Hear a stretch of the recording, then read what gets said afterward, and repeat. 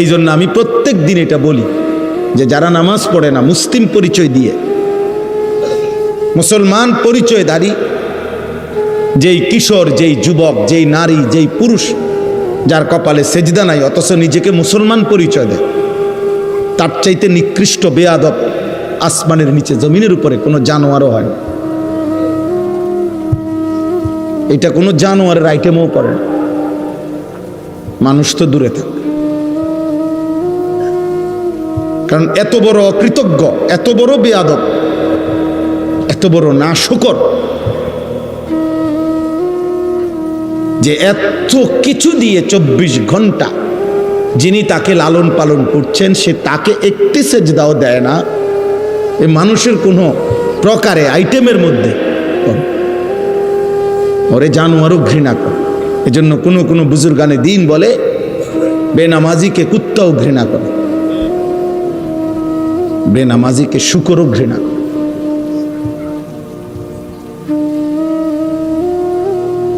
এজন্য বাবা এটা বোঝা উচিত, আত্মপরিচয় মিলাইবেন। পড়ালেখা আপনারা যেমন করছেন আমরাও করছি, আমরা কোনো ঘোড়ার ঘাস কাটছি না। আপনারা যারা স্কুল কলেজে পড়ছেন আমরাও পড়ালেখাই করছি, আমরা সিরা চাবাইছি না। বাকি আসেন আপনি বইয়া মিলান, আপনি পড়ছেন কদ্দুর, আমরা পড়ছি কদ্দুর, চলেন আসেন। 16 বছর আপনি পড়ালেখা করে মালিক চিনলেন না, কি ঘোড়ার ঘাস কাটলেন। 16 বছর জ্ঞান অর্জন করেও বুঝলেন না যে সৃষ্টিকর্তাকে সেজদা দেওয়া উচিত। আমি তো 6 বছর বয়সে মক্তবে থাকতেই বুঝছি আল্লাহকে সেজদা দেওয়া উচিত।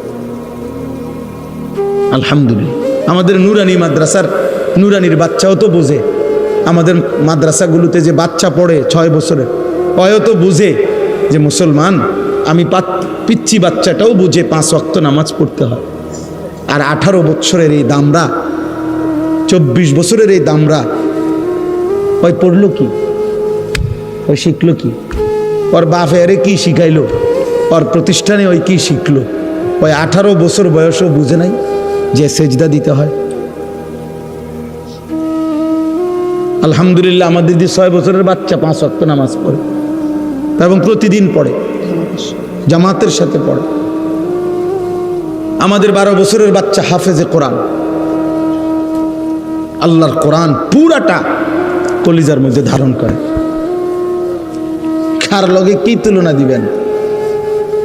জেনারেল শিক্ষিত কোন লোক কোরআন সুন্নাহ যারা পড়ে তাদের সমমর্যাদার ধারে কাছেও তো আসার সুযোগ নেই, কোন সুযোগে নেই। যদি বলেন টাকা বেশি রোজগার করে, না, জেনারেল শিক্ষিত লোক টাকা বেশি রোজগার করে না। টাকা আল্লাহ নির্দিষ্ট ব্যক্তিকে, আল্লাহর বন্টন, কাউকে আল্লাহ সম্পদ বেশি দেয়, কাউকে আল্লাহ সম্পদ কম দেয়। এটা জেনারেল অজেনারেল লইয়া কথা, এটা হুজুরদের টাকা কম আর জেনারেল শিক্ষিতদের টাকা বেশি। আপনি এই মোটা দাগে ভাগ করে লইতো না, বুঝেন না আপনি কথাটা? এইভাবে ভাগ করে লেলে হবে না।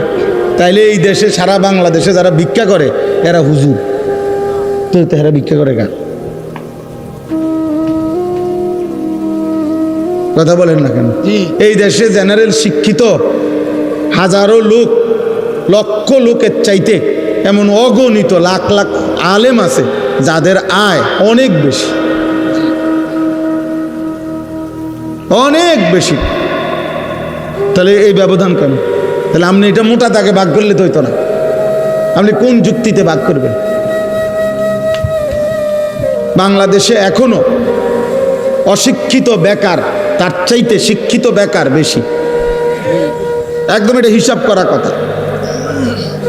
সার্টিফিকেটধারী বেকার বেশি, সার্টিফিকেটধারী চাকরি খুঁজতে খুঁজতে শেষ পর্যন্ত মেয়াদ থাকে না, বয়স থাকে না, এবারে আবার কয় যে আন্দোলন করে আরো 2 বছর বাড়াও, 3 বছর বাড়াও। অথচ উপার্জনই মাকসাদ যদি হয় তাহলে অসংখ্য অশিক্ষিত মানুষ বিপুল পরিমাণ সম্পদ দুনিয়া উপার্জন করছে। এই জন্য ভাই বন্ধু ছেলেরা বাবা বোঝাপড়া করা উচিত। কেউ কাউকে বোকা ভাবার সুযোগ নাই। আপনারাও আম করে না, আমরাও আমনে করে না। কারণ আলহামদুলিল্লাহ স্কুলে পড়েন আর মাদ্রাসায় পড়ি, ভাত খাইয়েই বড় হয়েছি আমরা, চিড়া খাইয়া না। আমনে যে দূর পৃথিবী চিনেন এদূর আমরাও চিনি। আপনারা যেটারে টাইলস বলেন, আমরা মাদ্রাসার হুজুর ওইটারে টাইলসে করি, মাড়ি কই না। তাহলে দুনিয়া এটা বোঝাপড়া করা উচিত। শিক্ষার যদি আলাদা কোনো মূল্য থাকে, জ্ঞানের যদি আলাদা কোনো মূল্য থাকে, যে জ্ঞান শুধু খাওয়ার জন্য নয়, জ্ঞান শুধু ভোগ করার জন্য নয়, জ্ঞান শুধু উপার্জনের জন্য নয়, অন্য কিছু, তো সেই অন্য কিছুটা কি? সেই অন্য কিছুটা কি? যে জ্ঞান তোমাকে খোদার 365 দিনে একদিনও ফজরের নামাজ জাগাইলো না, চিনাইলো না, ভোরের আলো তোমারে কোনোদিন দেখলো না, তুমি কি জ্ঞান অর্জন করো? বলো না ভাই। আপনি বা কি শিখাইলেন? ছেলেটাই বা কি শিখ, মেয়েটাই বা কি শিখল? এই জন্য আলহামদুলিল্লাহ হিসাব মিলাবেন। জেনারেল পড়ালেখা আমরাও পড়ছি, আপনারাও পড়েন, আমরাও পড়ছি আলহামদুলিল্লাহ। আমি কুমিল্লা ভিক্টোরিয়া কলেজ থেকে মাস্টার্স পাস করছি, বিজ্ঞান বিভাগ থেকে এসএসসি পাস করছি, সায়েন্স থেকে দাখিল। কাজেই বুঝাপড়া আছে আমার, বুঝা শুনেই কইতেছি, বুঝাপড়া নিয়েই কইলাম। আপনি কোনো মাদ্রাসাকে এতিমখানা ভাববেন না। মাদ্রাসা এতিমখানা না, মাদ্রাসা এতিম বাচ্চা পড়ে। মাদ্রাসা এতিমের আশ্রয়স্থল, এটা এতিমখানা না। মাদ্রাসা মুসাফির খানা না, মাদ্রাসা কায়নাতের সর্বশ্রেষ্ঠ শিক্ষা যেটা কোরআন এবং সুন্নাহ, ওইটা পড়ার ঘর। যেই কোনো যুক্তিতে, পৃথিবীর যেই কোনো যুক্তিতে আজ পর্যন্ত কোন বিবেকবান কোরআন সুন্নাহর সামনে, পৃথিবীর কোন বেঈমান, কোন কাফের, কোন মুশরিক, কোন ইহুদি, কোন খ্রিস্টান, কোন নাস্তিক, কোন মুরতাদ, কেউ আল্লাহর কোরআনের বিপরীতে পৃথিবীর কোন শিক্ষাকে, পড়াকে 1 সেকেন্ডের জন্য উপরে উঠাইতে পারে নাই।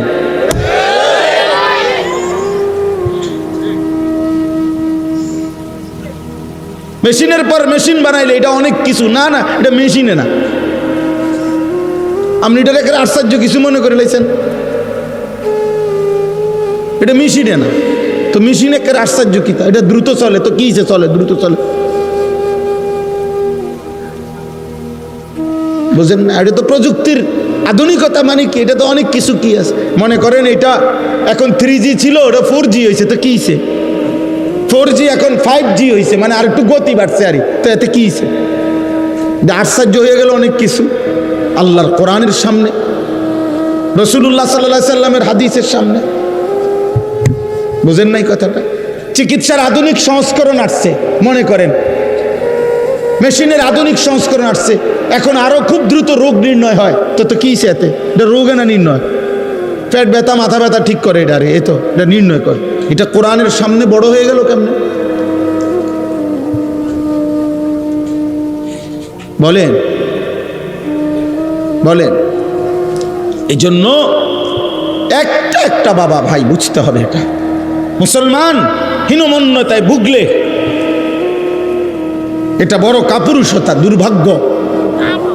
বেঈমান অব্যাহত প্রচারণা দিয়ে 190 বছরের লাগাতার ব্রিটিশ এই ইংরেজ লাল বেনিয়ারা বণিকের ছদ্মাবরণে, ব্যবসার ছদ্মাবরণে এসে যখন আমাদের এই উপমহাদেশে রাষ্ট্র ক্ষমতা দখল করেছে, ইস্ট ইন্ডিয়া কোম্পানির ছদ্মনামে 190 বছর আমাদের উপরে যখন জুলুম করেছে, এই জালেমরা 190 বছরে আমাদেরকে একটা দৃশ্যমান, আমাদের মুসলমানের মধ্যে একটা দৃশ্যমান দেওয়াল উঠাই দিয়ে গেছে। সেটা হলো আমরা একদল হয়ে গেলাম হুজুর, আরেক দল হয়ে গেলাম জেনারেল শিক্ষিত। আমরা মেনে নিছি যে মুসলমানের মধ্যে 2 গ্রুপ হইতে পারে। এক গ্রুপের কোরআন শরীফ শুদ্ধ হবে, আরেক গ্রুপের অশুদ্ধ হইলেও চলবে। এক গ্রুপ আল্লাহর কোরআন পড়তে পারবে, আরেক গ্রুপ না হইলেও চলবে। এক গ্রুপ আল্লাহ বিল্লাহ করবে, ওযু নামাজ সূরা কেরাত হালাল হারাম পাক নাফাক এগুলা ঠিক রাখবে।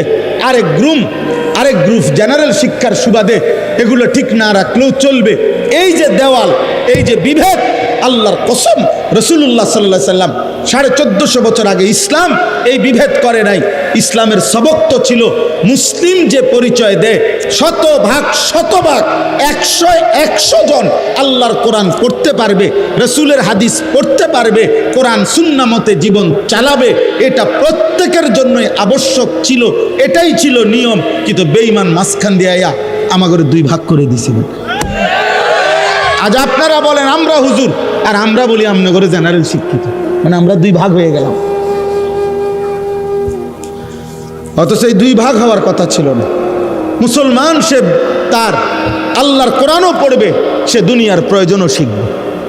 নবীজি সাল্লাল্লাহু আলাইহি ওয়াসাল্লাম মক্কা বিজয়ের পরে তায়েফের যুদ্ধ করার আগে যুদ্ধের ময়দানে সাহাবাদের 2 জন সাহাবীকে তিনি দূরবর্তী অঞ্চলে পাঠাইছেন, যে তখন যুদ্ধের একটি আধুনিক ওই সময়কার যে এখন যেটাকে দূর পাল্লার ক্ষেপণাস্ত্র বলে, ওই সময় ওইটা শিখবার জন্য যে পাথর মেশিনের মাধ্যমে একটু দূরে ছুঁড়ে মারা যায়, এইটা শিখাইবার জন্য নবী সাল্লাল্লাহু আলাইহি সাল্লাম 2 জন সাহাবীকে পাঠাইছেন যে তোমরা 2 জন গিয়া ওইটা শিখে আসো। তাহলে এই যে 2 জন সাহাবী এই দূর পাল্লার এই ক্ষেপণাস্ত্র শিখতে গেছে, ওনারা কোরআন শরীফ শুদ্ধ পড়তে পারতেন না। কথা বলেন না কেন? ওনারা 5 ওয়াক্ত নামাজ পড়তেন না। তাইলে রাসূলুল্লাহ সাল্লাল্লাহু আলাইহি সাল্লাম বলছেন উতলুবুর রিজকা মিন খাজায়াল আরদ, জমিনের তলদেশ থেকে, জমিনের নিচে তোমাদের রিজিক আছে, তোমরা সেটা তালাশ করো, খুঁজো, বের করো। তাহলে এই যে খনিজ সম্পদ আহরণ, এটার জন্য নবী আদেশ করছেন। তাহলে নবীজি আদেশ করছেন যাদেরকে যে মাটির তলদেশ থেকে তোমরা রিজিক অন্বেষণ করো, এই কথার অর্থ হইল তোমরা যারা খনিজ সম্পদ আহরণ করবে তোমাদের নামাজ পড়তে হবে না, তোমাদের কোরআন শরীফ অশুদ্ধ হইলেও চলবে। তাইলে আপনারা এটা ভাবলেন কেমনে যে আপনি স্কুলে পড়লে কোরআন শরীফ অশুদ্ধ হইলে চলবে? আপনারা এটা মেনে নিলেন কেন? যুবক ভাই, তোমরা এটা মেনে নিলা কেন? তোমার বিবেককে তুমি প্রশ্ন করো। স্কুলে পড়া তো অপরাধ কেউ বলে নাই। বাংলা, অঙ্ক, ইংরেজি, পদার্থ, জীববিজ্ঞান অপরাধ তো কেউ বলে নাই, পাপ তো বলে নাই কেউ, গুনাহ বলে নাই। কিন্তু মালিক ভুললা কেন? 2 রাকাত নামাজ সুন্দরভাবে পড়তে পারো না কেন? ওযুর ফরজ, গোসলের ফরজ সুন্নাত মোতাবেক করতে পারো না কেন? আত্তাহিয়াতু, দুরূদ শরীফ, দোয়ায়ে মাসুরা, দোয়ায়ে কুনুত হুজুরদের মতো শুদ্ধ পড়তে পারবে না কেন? বাবার মৃত্যুতে, মায়ের মৃত্যুতে, আপনজনের মৃত্যুতে জানাজার দোয়া আল্লাহুম্মা গফির লি হাইয়িনা ওয়া মাইয়িতিনা, এই দোয়া পড়তে পারবেন না কেন? এই দোয়ার যেই ফজিলত, আল্লাহর কসম সারা পৃথিবীর 1 কোটি মৌলবী, কাবা শরীফের ইমাম, মসজিদে নববীর ইমাম, সবাই যদি দাঁড়াইয়া আলগা মুনাজাত করে, এরকম 1 কোটি হুজুরে মুনাজাত করা, তার চাইতে আমার রসুলের জবান দিয়া মৃত ব্যক্তির জন্য যেই দোয়াটা উচ্চারিত হয়েছে, এইটার দাম কোটি কোটি গুণ বেশি উঠে বেটা। কারণ এটা নবীজি পড়ছেন, আল্লাহুম্মা গফির লি হাইয়িনা ওয়া মাইয়িতিনা ওয়া শাহিদিনা ওয়া গায়িবিনা, এটার দাম বেশি,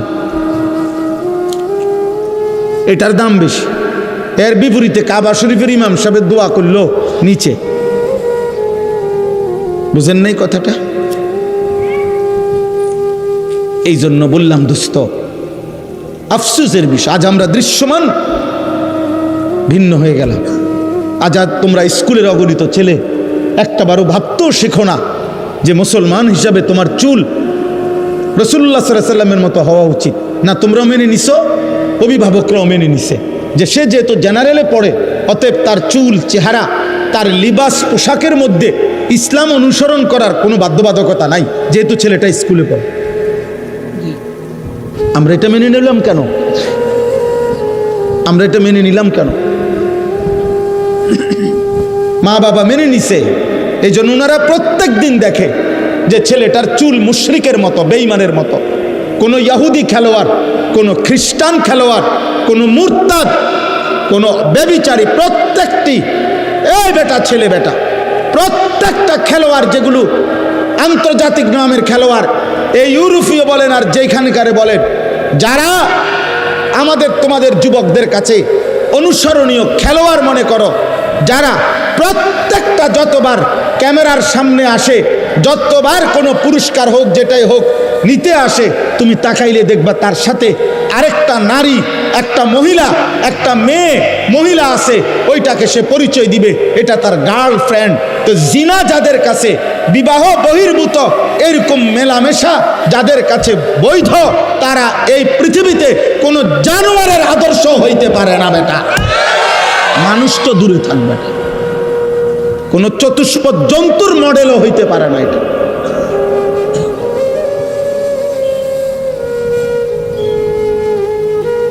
সে প্রকাশ্যে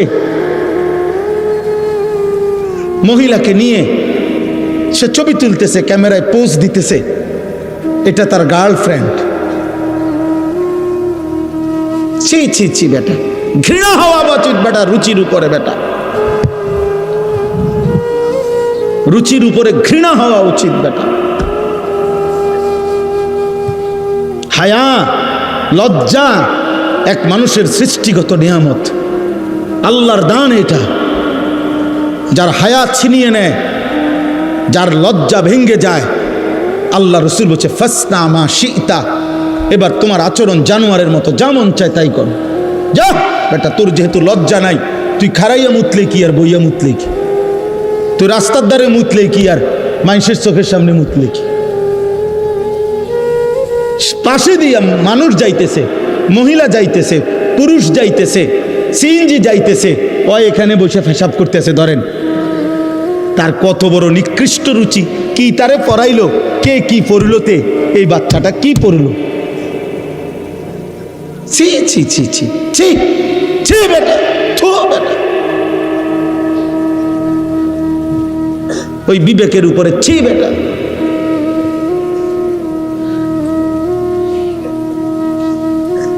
আফসুস বেটা, আফসুস। এই জন্য আমরা এটা মনে করাইলাম, আমি একজন বাবা অভিভাবক মনে করাইলাম, আরেকবার বুঝাপড়া করেন। আপনারা কারো যদি বুঝার দরকার হয় বা আমগোর লগে তর্ক করতেও মন চায়, আপনি কইয়েন আমি আমু। কোন দিন তর্ক করবেন সেদিন আমু, ইনশাআল্লাহ ইনশাআল্লাহ।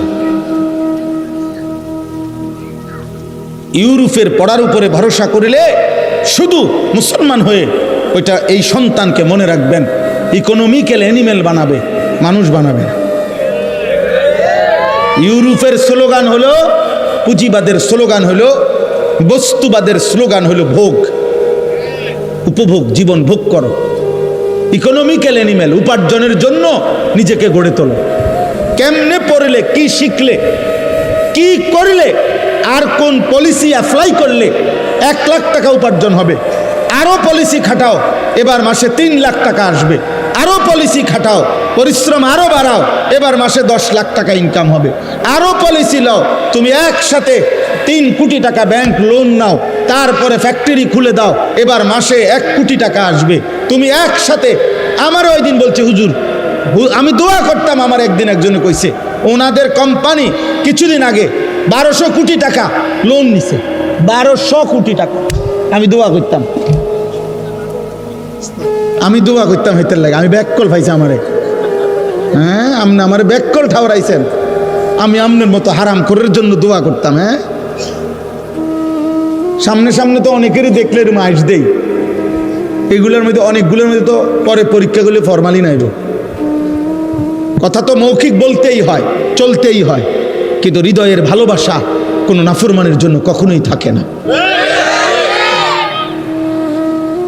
আল্লাহ রসুল সাল্লাল্লাহু আলাইহি সাল্লাম বলছে, লা তুসাহিব ইল্লা মুমিনান, মুমিন ছাড়া কাউকে বন্ধু বানায়ও না। ওয়ালা ইয়াকুল মালাকা ইল্লা তাকিয়ুন, মুত্তাকি ছাড়া কাউকে ভালোবেসে কিছু খাওয়াইও না। হাদিস নবীজি বলছে সাল্লাল্লাহু আলাইহি ওয়াসাল্লাম। এই জন্য আমি প্রত্যেকটা ছেলে পেলে, বাবা, ভাই, মা, বোন, আপনাদের কাছে এটা বুঝাইতে চাই, আমরা এটা ফিরে আসেন, আপনারা পড়েন, আপনারা ভাগ করে যে যেখানে পারেন পড়েন, কোনো সমস্যা নেই।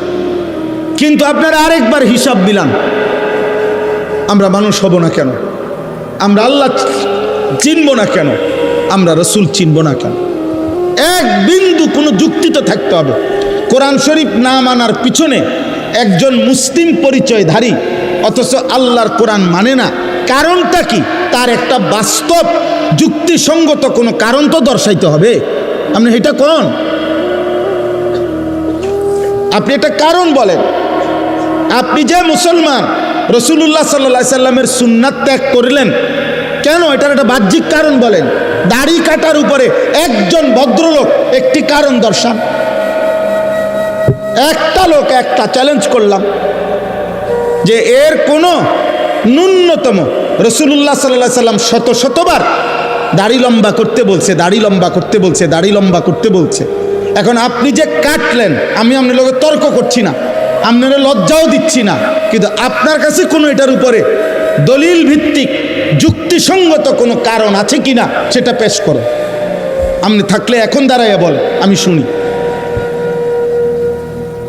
যে এর কোনো ন্যূনতম কোনো উপকার পৃথিবীর কোনো চিকিৎসা বিজ্ঞান, কোনো দার্শনিক, কোনো পণ্ডিত, কোনো বুদ্ধিজীবী, কোনো গবেষণাগারে প্রমাণিত হয়েছে?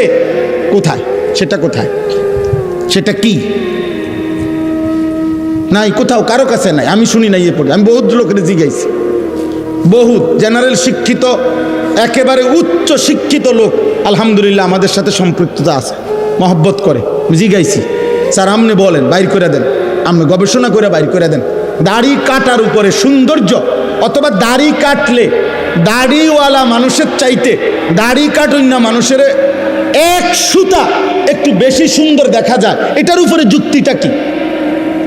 এটার উপরে একটা অথেন্টিক কথা বলেন যে এটা কোন যুক্তিতে বোঝা গেল যে হুজুর এই আলোকে প্রমাণিত হয়েছে যে দাড়িওয়ালার চাইতে দাড়িবিহীন মানুষের সৌন্দর্য বেশি ফুটে ওঠে। এটা কি? সেটা যুক্তিটা কি বলেন? কিন্তু দাড়িওয়ালা সুন্দর দাড়িবিহীন মানুষের চাইতে, এ কথার উপরে আমি দলিল দিতে পারব। আপনারটার উপরে আপনি দেন, আমি দিমুকির লেগে, আপনারটা আপনি বাইর করেন, আমারটা আমি কোন। এই পৃথিবীতে 1450 বছরে লক্ষ লক্ষবার প্রমাণিত হয়েছে রাসূলুল্লাহ সাল্লাল্লাহু আলাইহি সাল্লাম, ওনার সাহাবায়ে কেরাম 1 লক্ষের চাইতে বেশি সাহাবী রাতে, দিনে, সকালে, দুপুরে, দিবানিশি নবীজিকে দেখছেন হাজার হাজার বার, লক্ষবার। প্রত্যেকেই অকপটে সাক্ষ্য দিছেন, যতবার নবীজিকে দেখছি খোদার কসম এর চাইতে সুন্দর এই গোটা সৃষ্টিতে আর কাউকে দেখিনি। তাহলে বুঝা গেল দাড়িওয়ালা চেহারা লক্ষের চাইতে বেশি সাহাবীর দৃষ্টিতে সুন্দর, অনুসারীদের দৃষ্টিতে সুন্দর। 1 2 কোরআনুল কারীমের মধ্যে আছে ওয়াদ-দুহা ওয়াল-লাইলি ইযা সাজা, এই শব্দের 2 তাফসীর। এক তাফসীর হলো ওয়াদ-দুহা শব্দের অর্থ হলো আল্লাহ তাআলা বলছেন, হে বন্ধু আমার, আপনার এই পবিত্র চেহারা, যে চেহারা আলোকোজ্জ্বল, আপনার এই সুন্দর আলোকোজ্জ্বল নূরানি পবিত্র আলোকিত সুন্দর চেহারার আমি আল্লাহ কসম করছি। রাসূলুল্লাহ সাল্লাল্লাহু আলাইহি সাল্লামের চেহারা মুবারকের কসম আল্লাহ করছেন। তাইলে আল্লাহর কাছে এই চেহারা যদি সুন্দর না হয় তাহলে তিনি কসম করছেন কেন? আর নবী সাল্লাল্লাহু আলাইহি সাল্লামের চেহারা মুবারক দাড়িওয়ালা ছিল না দাড়িবিহীন? খালাস। আপনারটা আপনি ওই দেখেন, ওই আপনারা দেখেন, ওনার পিছনে 3 জন মুরব্বী বসা। দেখেন দেখেন ভাই, তোমার পিছনে দেখো, তুমি ঠ্যাঙালগি দিয়ে দাঁড়াও, মোবাইলে কষ্ট হইতেছে তো তোমার ছবি উঠাইতে, পায়ের উপরে ভর দিয়া ছবি উঠাইতে আছে। তুমি একটা বাঁশ আনো, আইনা খাড় করাও। না না, লজ্জা না দিলে হবে না। কেন? আমি সুন্দরভাবে নিষেধ করছিলাম না? কথা বলেন না কেন? আমি কি মহব্বতের সাথে বলছিলাম কি না? বলে তাহলে বলে না হুজুর আমি আপনার কথা মানতাম না, তো চলে গেলে ভালো। আমি তো শুরুতেই বলছি, আমি ব্যক্তিগতভাবে কোনো প্রার্থী না, আমি আগের থেকে এই তবিয়তের মানুষ। আমি দিল থেকে বলতেছি, বিশ্বাস করেন, আমি বিশ্বাস করি আমার জনসমর্থন দিয়ে আমি করবো কি? আমি তো ভোটে দাঁড়াইছি না, আমি কোনো মার্কার পক্ষে কোনো প্রচারণাও করি না, কোনো সময় না, কোনো সময় না, কোনো মার্কার পক্ষে আপনি আমার প্রচারণা পাবেন না, আমি করি না, আমি এটি বুঝি না। একজনের সব বুঝতে হবে এটা জরুরিও না। তাহলে আমি এত জনসমর্থন তো দরকার নাই আমার। আমি বিশ্বাস করি একজন মানুষকেও আল্লাহর কথা বললে সওয়াব হয়। হয় একজনকে আল্লাহর কথা বললে সওয়াব হয়নি, তো আমার সওয়াব দরকার, আমার নেকি দরকার, আমি সংখ্যা দিয়ে করবো কি?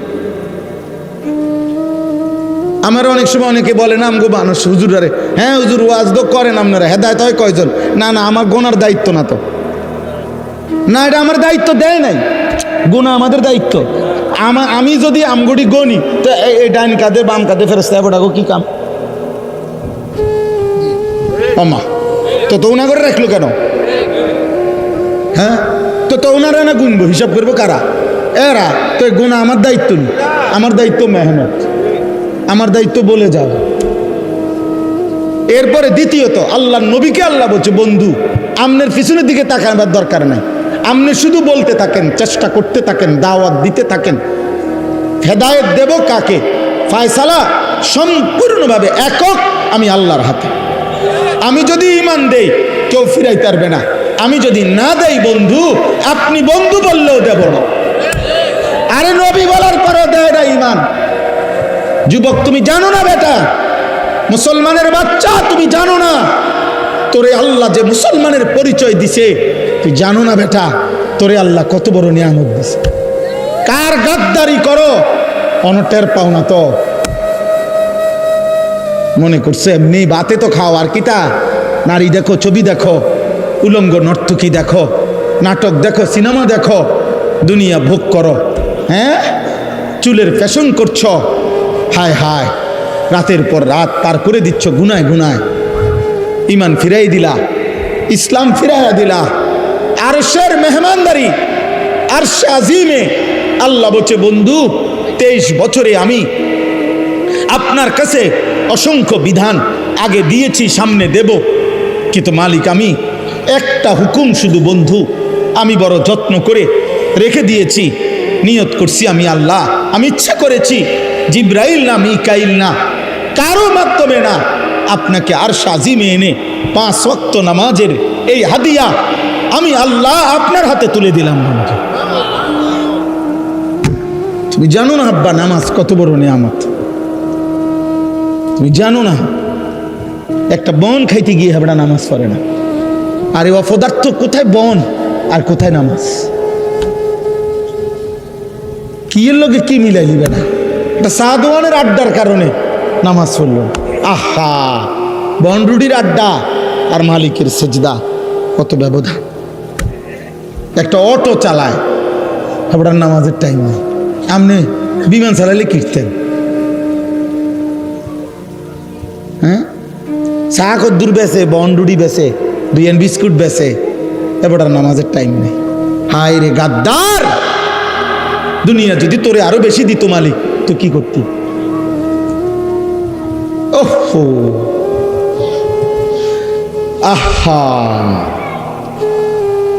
আফসোস ব্যাপার, আফসোস। কিয়ামতের দিন আল্লাহ বলবে ফেরেশতাদেরকে, উহশুরুল্লাযীনা যালামু ওয়া আযওয়াজাহুম ওয়া মা কানু ইয়াবুদুন মিন দুনিল্লাহ ফাহদুহুম ইলা সিরাতিল জাহিম। দোস্ত আমার, বড় ভয়ঙ্কর কথা এটা আল্লাহ বলছে। কিয়ামতের দিন আল্লাহ ফেরেশতাদেরকে বলবে, ফেরেশতারা আমার প্রত্যেকটা নাফরমান বান্দাকে সামনে আন, আর প্রত্যেকটা পাপী বান্দার সাথে সে যার সঙ্গী হয়ে অথবা যাকে সঙ্গী বানিয়ে পাপ করেছে ওরেও আন। আর 3 নম্বরে আমি আল্লাহকে বাদ দিয়ে যখন যাকে ডাকছে তাকেও আন। খোদার কসম আল্লাহ বলবেন, তিনজনকে একসাথ করো, জালেম পাপীকে একত্র করো, পাপীর সঙ্গীকে একসাথ করো, আমি আল্লাহকে বাদ দিয়ে পাপী যাকে ডাকতো তাকে একসাথ করো। আল্লাহ বলবেন এই তিনজনকে একসাথ করে ফাহদুহুম ইলা সিরাতিল জাহিম, তিনটারেই ধাক্কা দিয়া জাহান্নামের রাস্তায় পাঠায় দাও।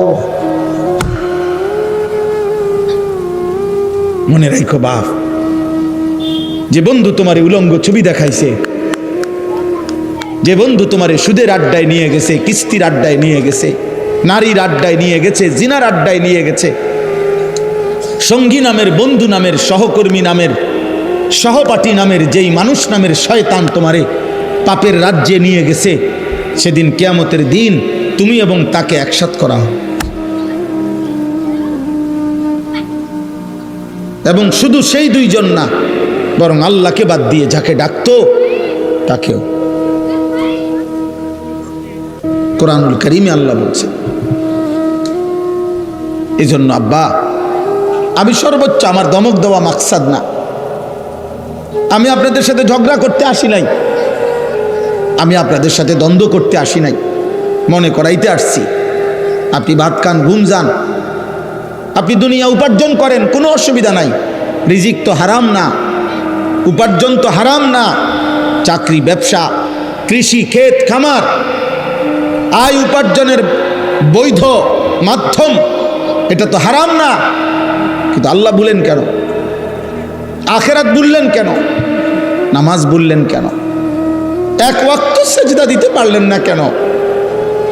60 বছরে, 40 বছরে, 30 বছরে এমন মালিকের কোরআন, এই চোখ যার দেওয়া, তার চোখে তার কালাম দেখে দেখেও পড়তে পারেন না কেন? যার জবান, তার দেওয়া জবানে তার কালাম উচ্চারণ করতে পারেন না কেন?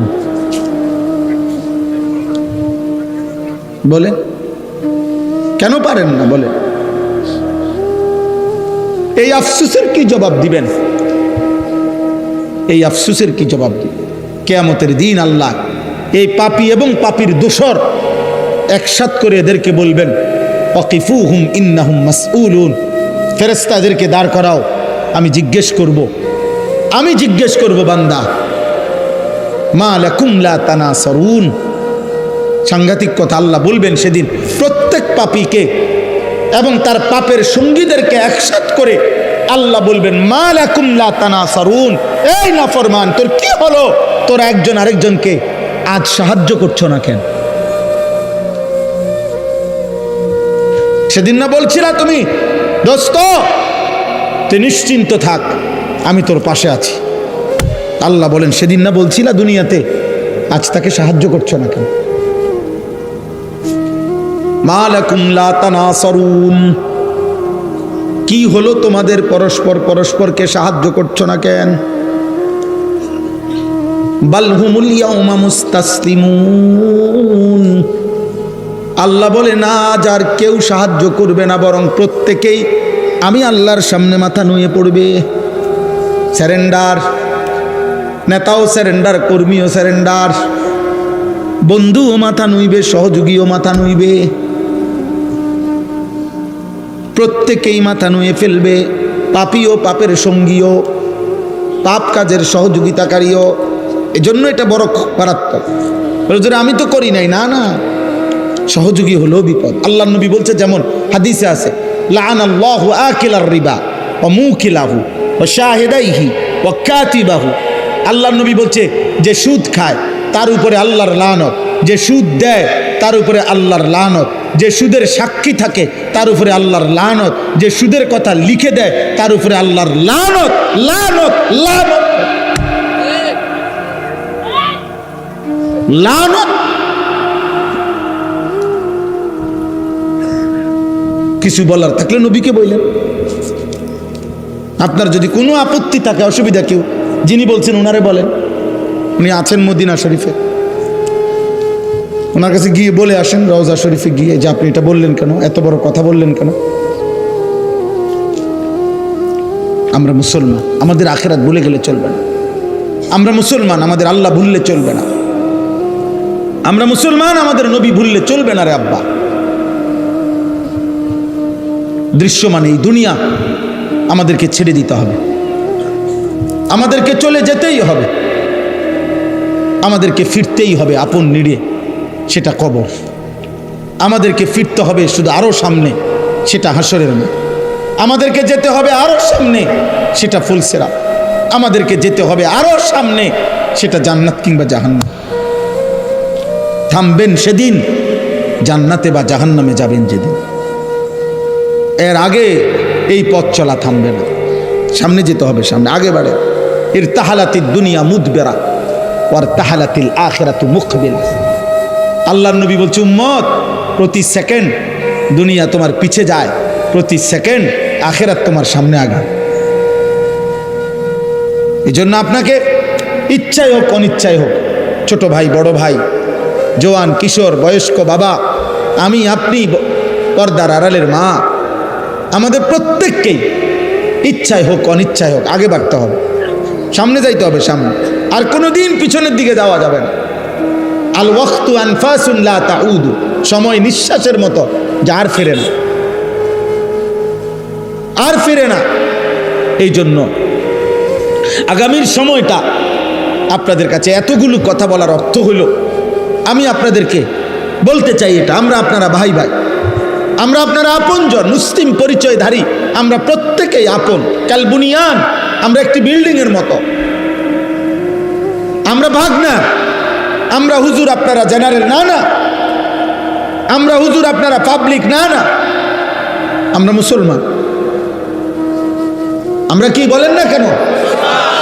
অতএব কিশোর ভাই, নওজোয়ান, একটা একটা ছেলেকে বলি, আব্বা ভাই তুমি আমার মতো হও, নয় আমারে তোমার মতো বানাও।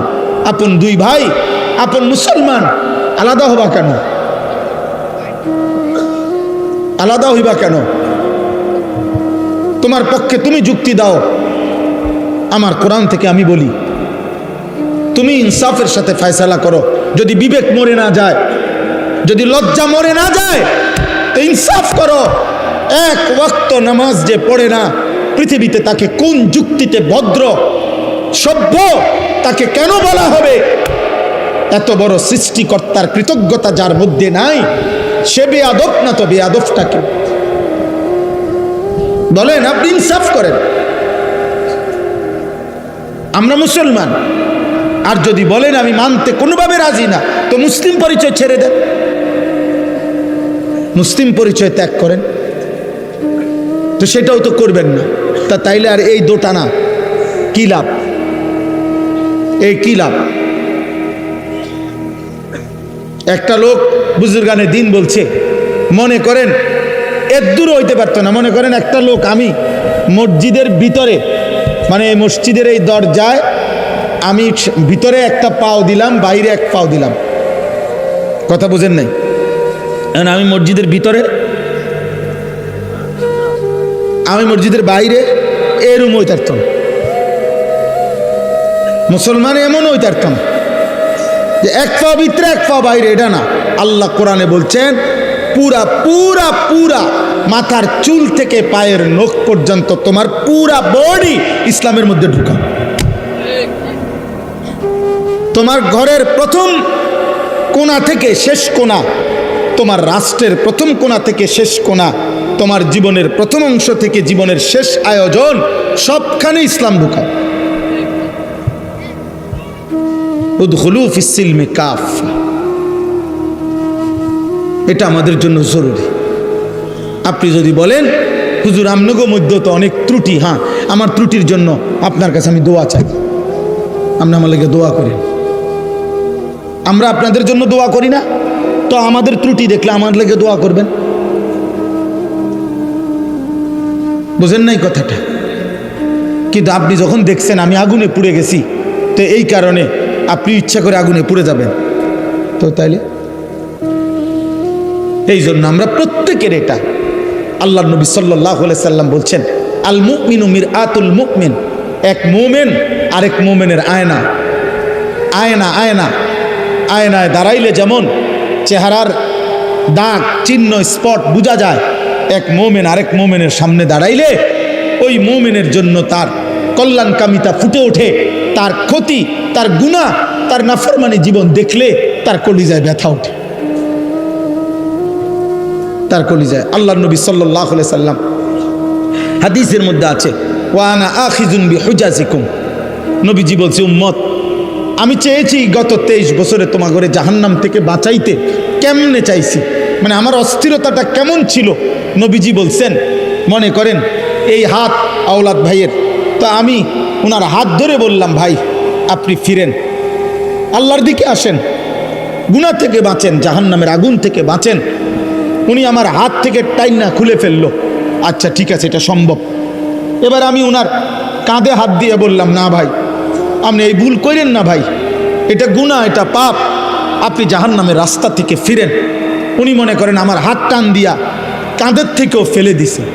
এইবার আমি, আমার যেহেতু দিলের মধ্যে পেরেশানি যে আমি ওনারে বাঁচাইতেই হবে জাহান্নাম থেকে, এবার আমি ওনার কোমরের মধ্যে জড়াইয়া ধইরা, কোমরের মধ্যে এরকম জড়াইয়া ধইরা বললাম, না রে ভাই তুমি আমারে গুসাও আর কিলাও, যাই করো, আমি তোমারে জাহান্নামের আগুনের দিকে যাইতে দেব না, আমি তোমাকে ফেরাইতেই চাই। এই কোমরে জড়াইয়া ধরলে এই বাঁধন খোলা কঠিন না? কথা বলেন না কেন? আল্লাহর কসম, নবীজির হাদিসের অর্থ এটা। তিনি বলছেন, উম্মত আমি চেয়েছি আমার একটা একটা উম্মতকে কোমরে জড়াইয়া ধরে হলেও জাহান্নামের আগুন থেকে বাঁচাতে।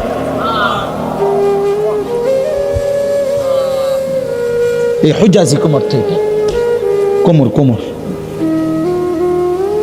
কোমর থেকে ছুটবা কেমন? আবু জেহেলকে নবী সাল্লাল্লাহু আলাইহি সাল্লাম তারিখে ইবনে খাল্লিকানের মধ্যে আছে 4000 বার নবী শুধু আবু জেহেলকে কালেমার দাওয়াত দিয়েছে।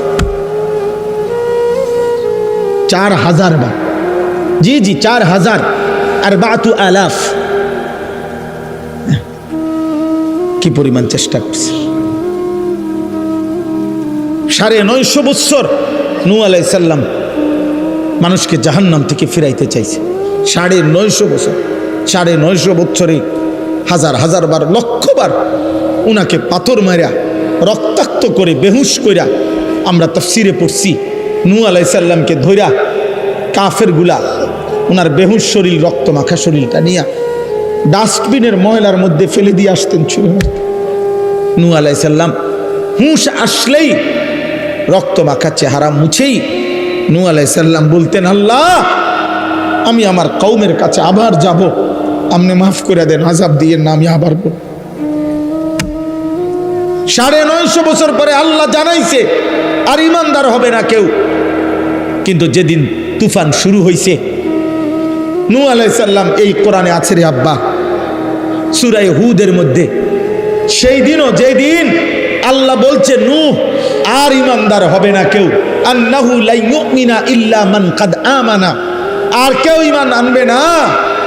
কিন্তু নূহ আলাইহিস সালামের কলিজার ব্যথা, সেদিনও যেদিন তুফান শুরু হয়ে গেছে, ওয়াফারাত তান্নুর, চুলার থেকে পানি উঠে গেছে, চারিদিকে পানি শুরু হয়ে গেছে, আল্লাহর কসম সেদিনও নূহ আলাইহিস সালাম আসমানওয়ালা মালিকের কাছে বলছে, আল্লাহর সামনে বলছে, নিজের ছেলেটাকে কেনানকে ডাক দিয়া বলছে, আব্বা আমি, হে আমার সন্তান, আজ 950 বছর আমি বলে গেছি রে বাপ, 950 বছরের এক পিতা আমি, ক্লান্ত শ্রান্ত, আমার মালিক বলে দিয়েছে আর ইমান দিবে না, তবুও আমি শেষবারের মতো আর কোনো দিন বলবো না, আর কোনো দিন পৃথিবীতে কাউকে ডাকবো না রে আব্বা, এই শেষবারের মতো তুমি সন্তান, তোমাকে বলছি আব্বা, ইয়া বুনাইয়ার কাম মা'ানা ওয়ালা তাকুম মা'আল কাফিরিন, হে আমার সন্তান ইমানদারদের সঙ্গী হও, কাফেরদের সঙ্গী হইও না।